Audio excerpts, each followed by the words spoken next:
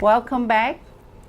This is the official first session of Lessons in Life, and I'm so excited that everyone is back and we are all in a good place. And tonight we want to talk about forgiveness. What is forgiveness? And what does he look like, and what would we do with him if we found him? So I like to spend a few minutes and just kind of have free dialogue as what we know about forgiveness. How about we just talk about it? Forgiveness is healing for the person doing the forgiving. Okay. Forgiveness is healing for the person doing the act of forgiving. Okay, so what is the act of forgiving?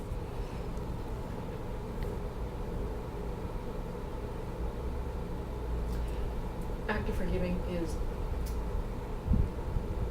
releasing the wrong, releasing the power of the wrong that we feel has been done to us. Okay, releasing the power of the wrong that was done to us. Okay, so when we think about the notion of forgiveness, it seems like first we have to feel that we have been wronged. Something had been done to us that caused us to suffer. Right? Do we agree on that? Mm-hmm. Otherwise, what's the need? There's no need to forgive. So I want to sort of first talk about what this forgiveness is, because people talk about forgiveness so much. And those of us who work with mental health and in the therapy world, everybody is talking about forgiveness, or in churches and places. Why do we need forgiveness? What will it do for us if we forgive? Or why do we seek forgiveness? What will it do for us if we got it? So there is the receiving of forgiveness, there is the act of doing the forgiveness, right? But what is it? So, as you know, I work in clinical hypnotherapy. I work to help people alleviate suffering. They come to see me because there's something in their life that is not working right for them and they don't know how to fix it. So there was a time, and somehow in the work I do is interesting in that it's like flavor of the month. You know, suddenly I'll have a slew of clients who want to work on let's say weight loss, or a slew of clients who, it's like suddenly there is a wave of energy of a particular type of suffering that people need help in. So there was this period of time in my practice, I had one after another clients who come to me who had suffered the unfortunate experience of incest. Incest is a very horrible thing. Incest is when your own father sexually molests you. And it could happen from father to son. It could happen from father to daughters. So it's a very horrible thing to happen to an individual. And I have learned since that conventional therapy doesn't do a whole lot to help victims of sexual assault move on with their lives or heal. So one day this lady came to my office and she said, you know, I've seen therapists for years as an adult. I had been a victim of incest. My own father had repeatedly raped me for a period of years. And I can't remember exactly how long, but from 5 to 14, something like that. So, and she's very angry. And she has seen many therapists to no avail. And she said, well, I said, so what brought you to me? And she said, well, I hear that you do some things, the things you do are rather unconventional and different from therapy. At this point in my life, I'll try anything because nothing has helped me heal. And she said, my therapist tell me I must forgive my father. And if I don't forgive my father, I will never heal from this suffering. And suddenly the woman looked at me and she was angry. She was very angry. She says, there is absolutely no way I'm going to forgive that quote, SOB, unquote.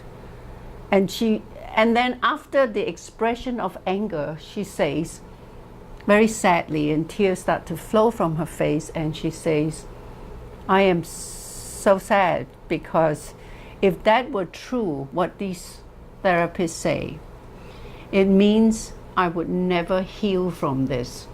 Tell me, am I doomed to suffer this for the rest of my life? Because I cannot find it in me to forgive my father for the horrible things he did to me. I was just a child and he, the adult. There is just no excuse and I just cannot forgive him. So she says, but my therapist tell me I cannot heal. Now, how horrible is that for a client to go to a therapist and a therapist tell you there is no hope for you?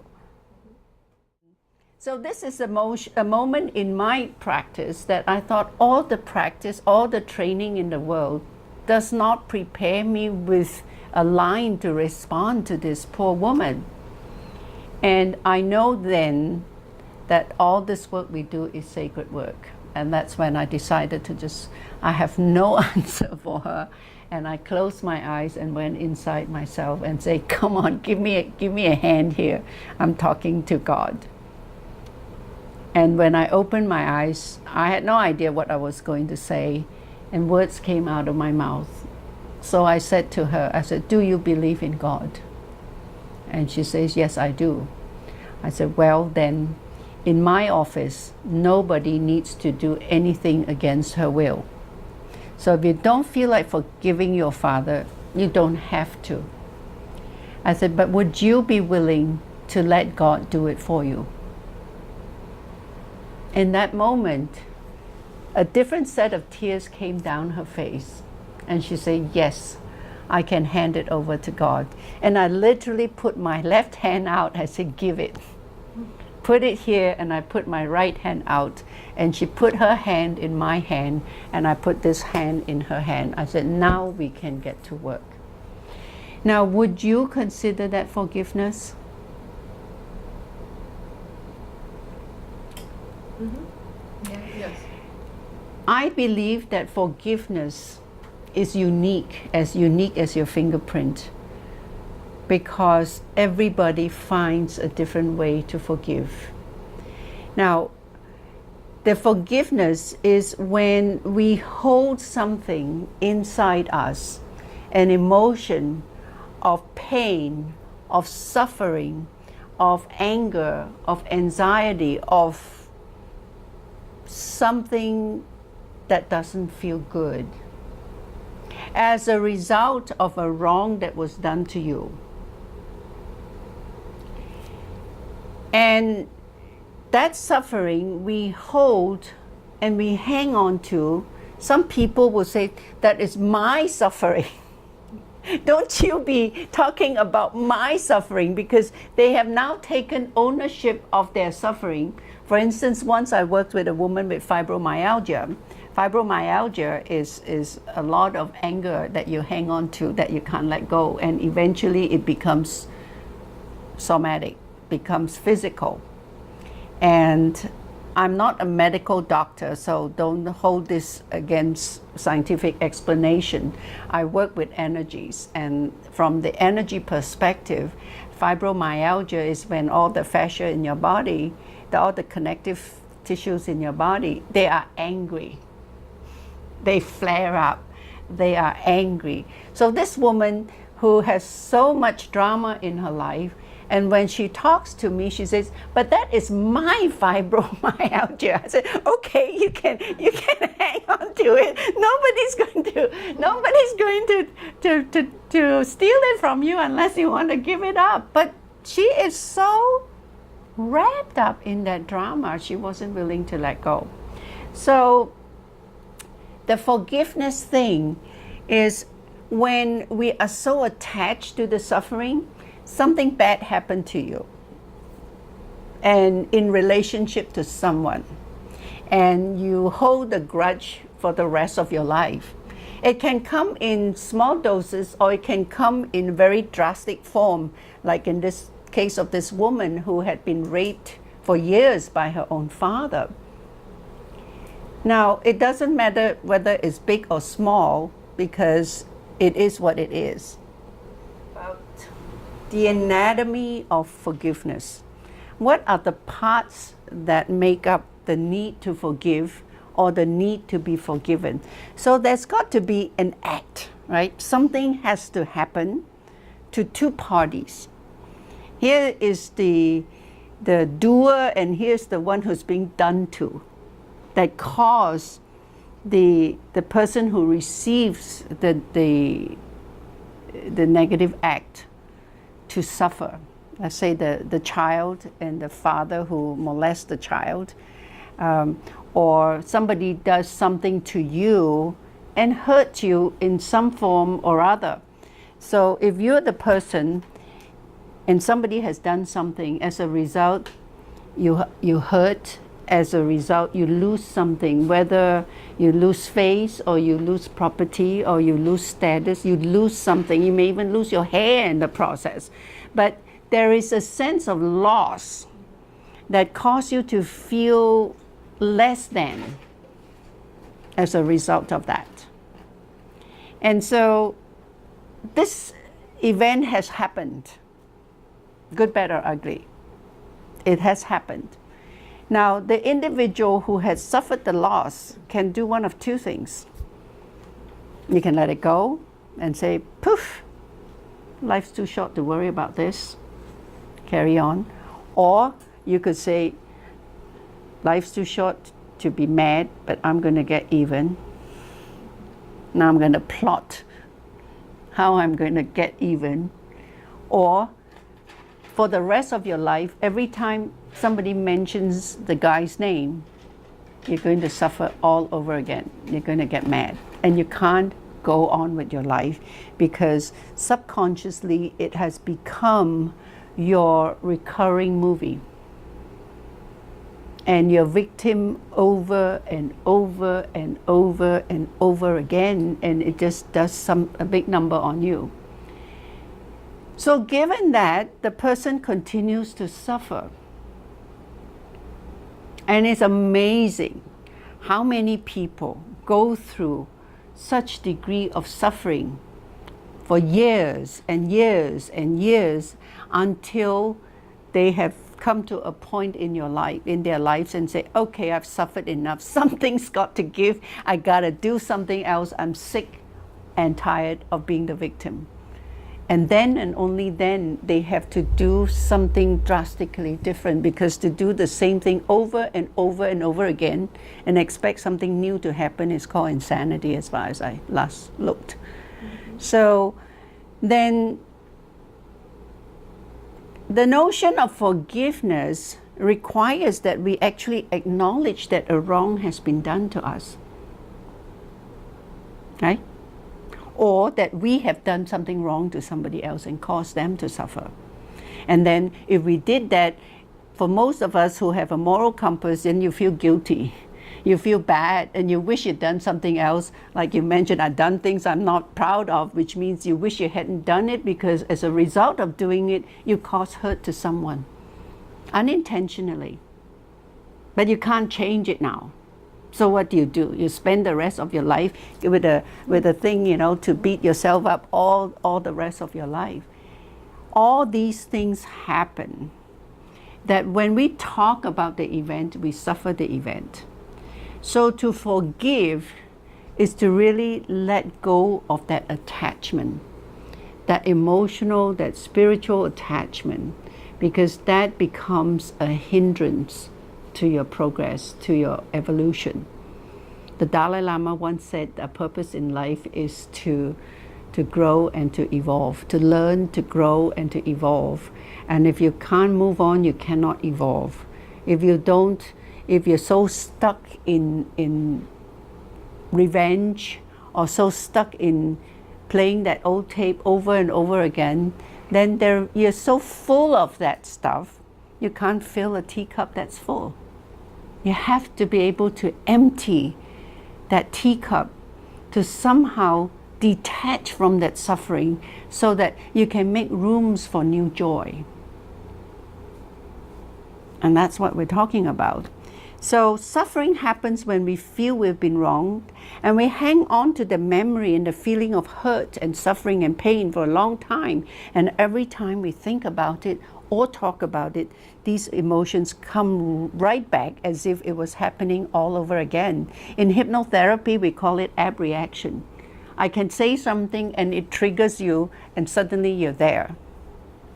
For example, I had a client long time ago who was an opera singer, and she had spent a summer in Italy, opera, studying voice, and she had come back. She's graduated, has a career. So one day while I was working with her, she came in one day and she was shaking, and I said, "Are you all right?" And she said, "Well, something happened this morning," and she really looked like she was in terror. So the story went later. She said, "I was waiting for time to come to the appointment, and I had some time to kill, so I went to Barnes & Noble. I sat in the magazine section, and as I was browsing the magazine, there was a man standing there browsing the magazines, and that smell of his cologne triggered a panic attack in her. Well, it turned out that summer while in school, while she was in Italy, she went out with some local boys and she was gang raped. And she told no one. She told no one because she was so ashamed, because many rape victims feel ashamed that she felt that she shouldn't have gone out with these boys in the first place. She didn't tell her instructor, she didn't tell her mother. She told no one and buried it in her subconscious, and that smell of that cologne brought the whole memory back as if she was right there and the thing happening to her. She was shaking when I saw her. How do we have to get through it? So a lot of times we put things aside. Let's say, "Oh, don't talk about it. Don't dwell on it." Because, right, so last night we were in a meeting and somebody objected to the notion of dwelling on the negative. And I said, we must dwell on it. We've got to dwell on it until we resolve it. You got to talk about it until you find a harmonious solution. Otherwise, if you sweep it under the carpet, one day your carpet's going to be too small to tuck all these things under. And it's going to come back and it would have sharper teeth to bite you. So I have learned in my life to address these issues when they need to be addressed and not wait. If there's something you need to resolve with someone, don't wait till you go to his funeral and spit in his face. That's kind of rather cowardly, isn't it? Because he can't speak back anymore when he's dead. Is part of the work I do is to teach people how to speak your truth and do it easily and naturally because you love and respect yourself. So this is interesting. I came across this quote as I was looking at what other people say about forgiveness. And this is a quote from the Buddha. "Holding on to anger is like grasping a hot coal with the intent of throwing it at someone else, whereas you're the one getting burned." That's pretty profound. We're so angry, we're hanging on to this burning coal, waiting to throw it at your enemy, and you're holding on to this, what's happening to you. So anger burns the person feeling it. So I believe that in my understanding of forgiveness is making a conscious choice to let go and detach from that emotional scar that you're so dearly hanging on to. Now here's another idea I thought was interesting, that I borrowed David Kessler's analogy of grief being as unique as your fingerprint. I say forgiveness is as unique as your fingerprint, because you can't simply say, I forgive you, and it's done. Doesn't work that way. Well, I had this client who come to me to lose 50 pounds. And she said, you know, I've had all these husbands. She just ditched husband number 5 when she came in. And so she says, I've been in therapy all of my life, and I have to forgive this and forgive that. But all my therapists tell me that I have to do all this forgiveness. And while she was seeing me, she was still seeing her regular therapist. So I said, no, it doesn't work that way. You can't come here to let me expand your mind and then go see a shrink. It's counterproductive. It's like me playing the accordion. And so I said, can you give me 2 weeks? Tell your therapist you're taking a 2-week holiday. Let me work with you. If nothing changes in 2 weeks, I will release you. And in the 2 weeks, miracles happen. And so then she continued to work with me, and she did lose the 50 pounds. And at the end, Husband number 6. Yeah. no more husbands after that. She has learned to love herself. That's enough. She lost the 50 pounds, and in our exit, our last session together, I asked, I said, what did you lose in the 50 pounds? And she said, all these therapists told me that I must do forgiveness, but nobody taught me how to do forgiveness. You taught me how to do forgiveness, all 50 pounds of it. And she said, I've been fat, I've been thin, but I know this time I will not gain back the weight. And I saw her 3 years after that time with me, and she still maintained her new self, 2 sizes of clothes smaller than when she started. Because she realized after she'd done the forgiveness, and the forgiveness was not to forgive the husbands, was to forgive the self for putting herself through cycle after cycle of dysfunctional marriage, because you could have lined them up, only different face, they were identical husbands. In terms of behavior, she kept choosing the same kind of relationships. So until you change that model, you will continue to suffer. Now I looked in the dictionary somewhere, it says is to give up resentment of or claim requital for, to forgive, to grant relief, to cease to feel resentment against. Now that's a interesting thing. Nobody can make you feel. Nobody can make you feel. I know it's an interesting notion. What do you mean nobody can make you feel? How many times did you hear people say, you made me so mad, Linda.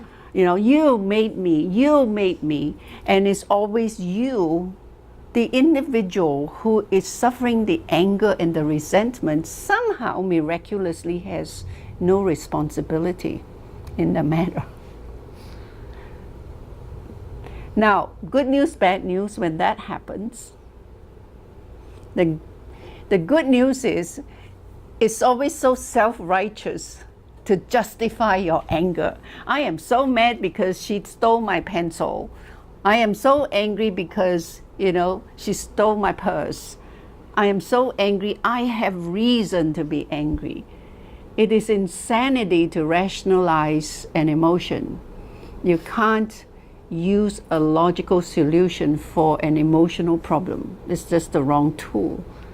It never helps you feel better, no matter how self-righteous you are at your anger, right? It doesn't make you feel any better. In fact, you feel exhausted. The more you scream, the worse you feel. Yet people do that. So,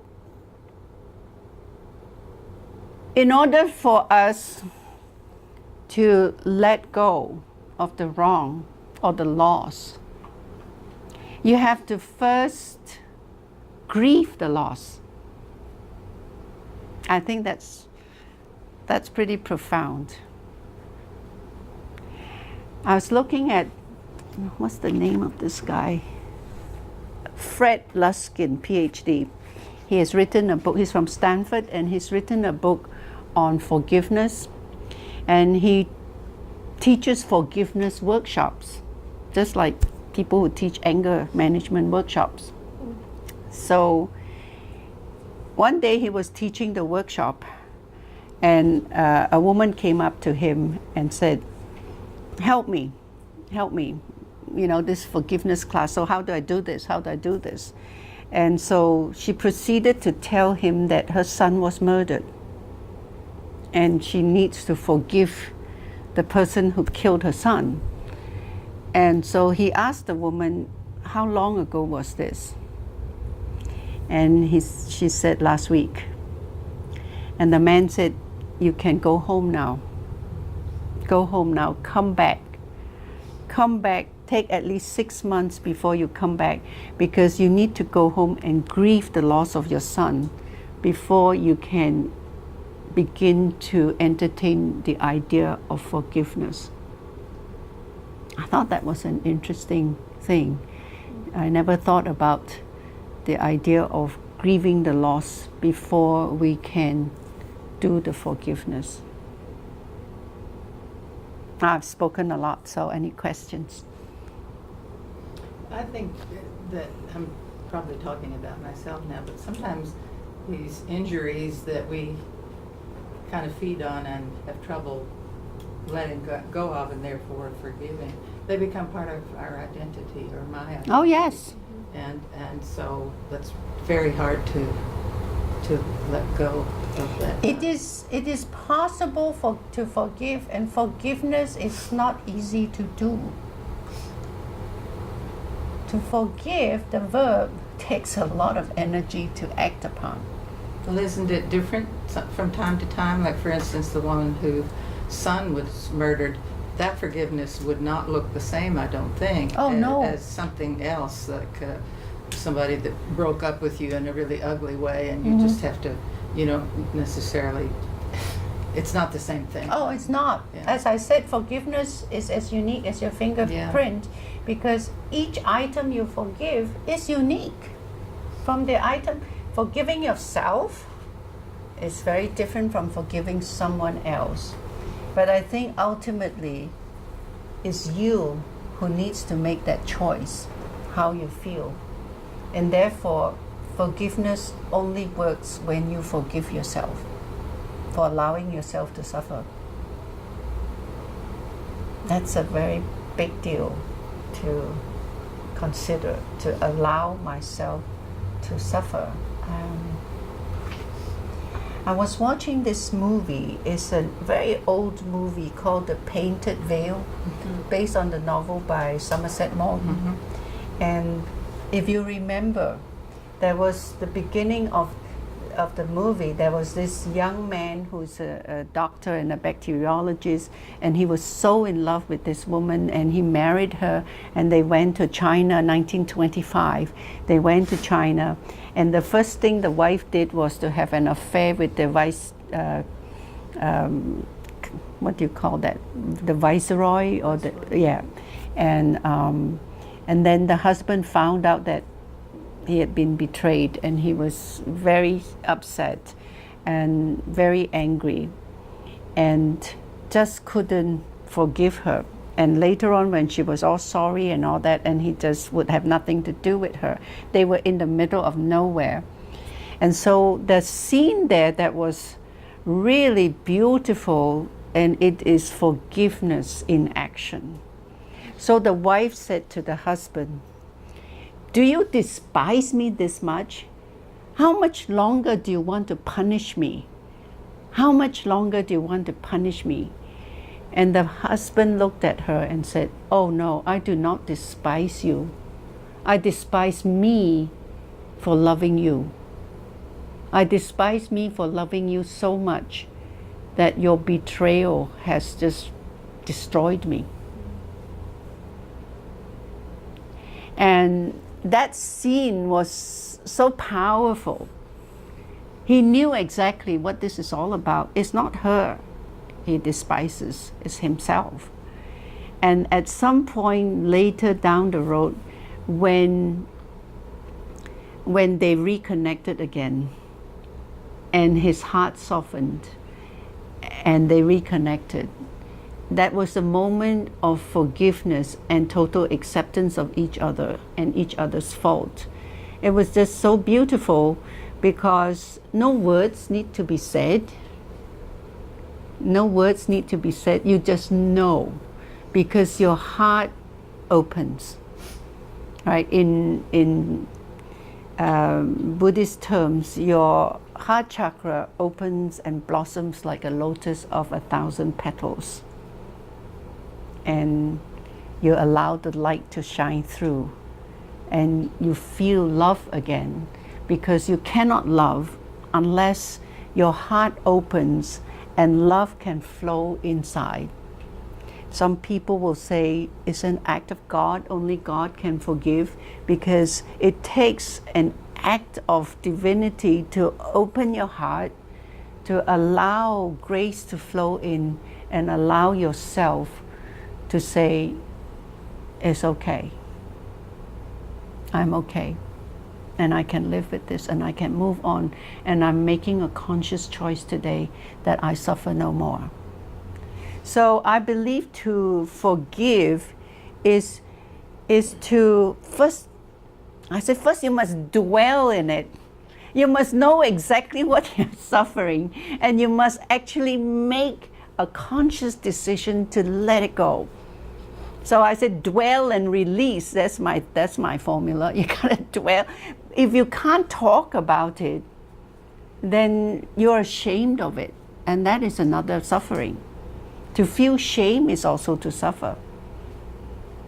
I'm not going to tell anybody. This is going to be my secret. And there's a lot of research evidence to substantiate that those who can talk about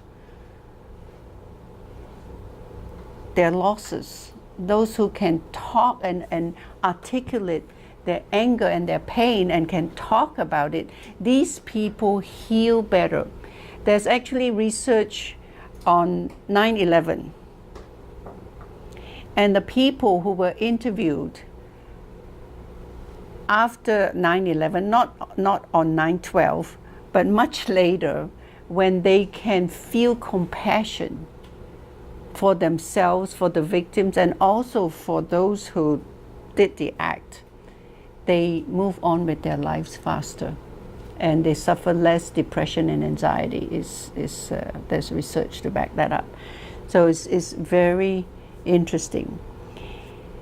I like to share Buddhist perspectives on this. I am not a Buddhist scholar. I'm an interested Buddhist, and I like to read, and I like to learn from the Buddhist monks.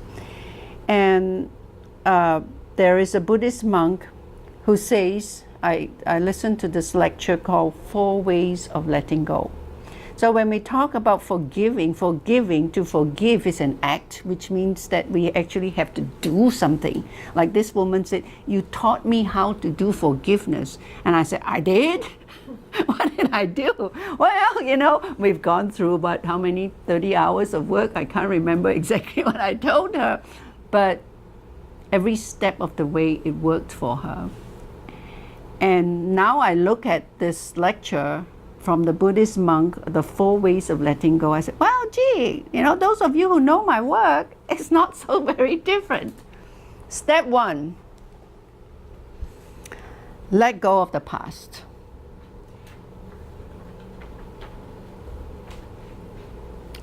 Now, to let go of the past does not mean to forget. Any more than what Linda said earlier, to forgive someone does not translate to your condoning the act. I can forgive you, but I may never want to see you again. I may forgive you, but I may never want to share dinner with you ever again. And I may forgive you, but I will tell you what you've done is wrong, and I don't want to see you doing that again, because if you do, I'm going to do something to stop it. I may forgive you, but I will never forget what you have done. I want to learn from it. That is not the same as dwelling on something. You know the difference, yeah? So to let go of the past does not mean to forget, but simply not to suffer it, not to carry it. Well, this brings to my mind a story about, I don't know why Buddhist monks come into this. So there are these two Buddhist monks, they're walking along the river. And along came a beautiful woman, and she was looking at the other side of the river, wondering how she's going to cross. There were no bridges. So one of the Buddhist monks said, "Lady, let me carry you across the river." So the Buddhist monk picked up the woman and walked across the river and laid her down on the shore. His friend followed, so then the two monks carry on walking down the river.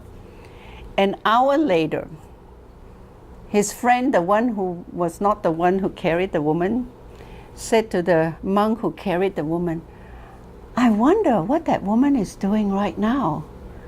And the monk who carried the woman said, "Well, I laid her down on the shore over an hour ago. Why are you still carrying her?" So we carry a lot of stuff, whether we know it or not.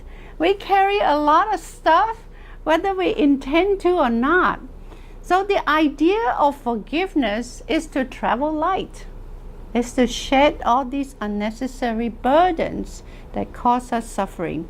So to let go of the past is to recognize that you can't walk in the same river twice.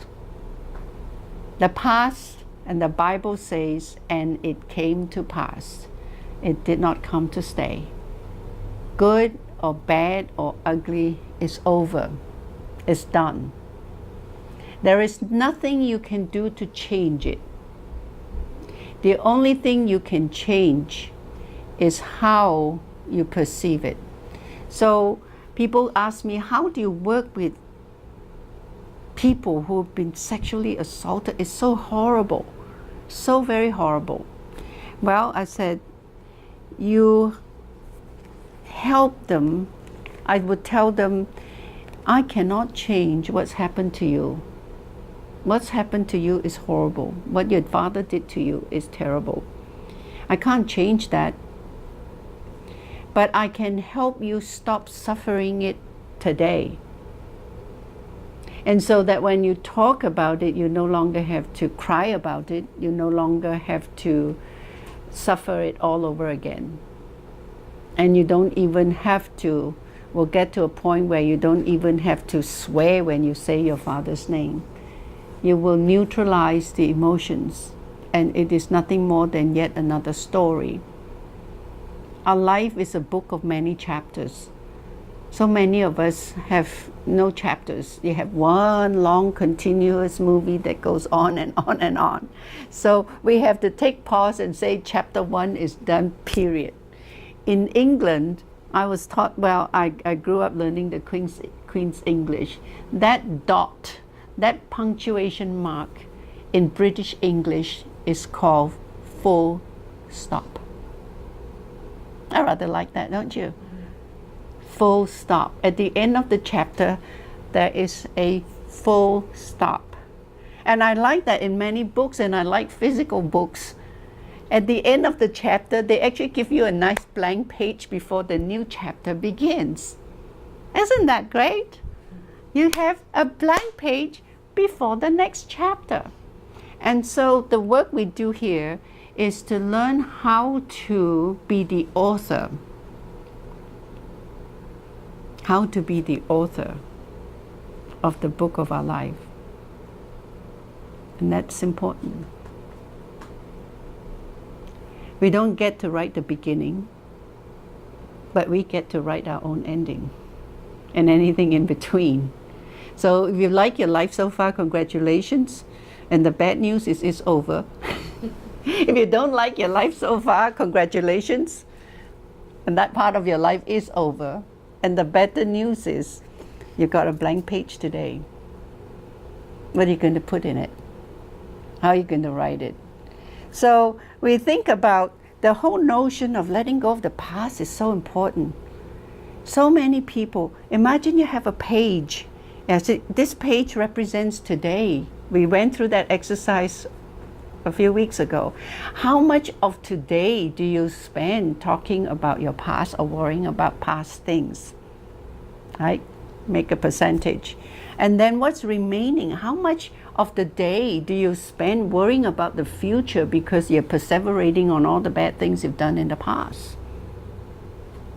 Then what is left? Half of that time you're unconscious. So most of us are functioning at maybe 10 or 15% efficiency. We are not living our lives, folks, until we stay in the present, which is the second way of letting go, according to this monk. And he says, to be content with the now, to be content with the moment.